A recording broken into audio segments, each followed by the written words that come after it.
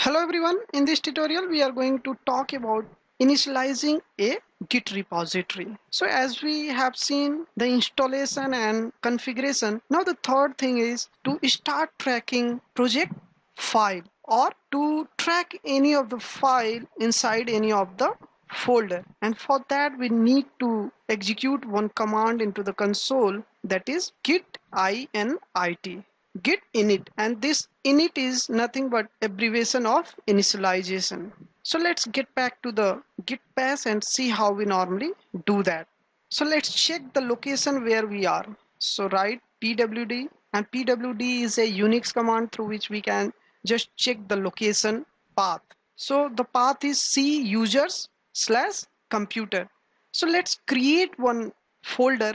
So for that we are just going to write make dir. Again, this is one Unix command to create any of the folder. So we are going to create folder name with name git example folder. So if we are going to run this command ls, and this ls is again a Unix command that normally show the list of file inside a folder. So if we are just going to run this, then we can see that git example folder has been created. Now get into this folder. So we can reach there by using cd git. Just write git and click on the tab, so it will complete the name of this folder. Hit enter, and now we are inside this git example folder, and we have to track all the files inside this folder, whether new file is going to be added or some existing file is going to be modified. So we are going to initialize the tracking process, and it is done through this command git in it. Now it will initialize the tracking inside this git example folder, and here we can see that inside this one hidden folder has been created, that is .git. If we are going to see the list inside this, then we are not going to get anything, but to see the hidden file we need to write ls one space and then hyphen a, and it will return every single file and folder, whether it is hidden or public.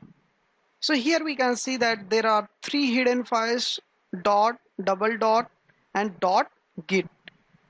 And if we want to see what are available inside this git, then we can do that by going inside this dot git folder. So for navigating to dot git folder, we need to write cd space dot git, and now we are inside this dot git directory.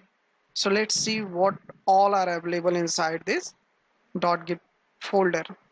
So here we can see that config, description, head, hooks, info, objects, and reference folders are available, and these folders and files are used to track the file. So we will discuss it later on. So thanks for watching.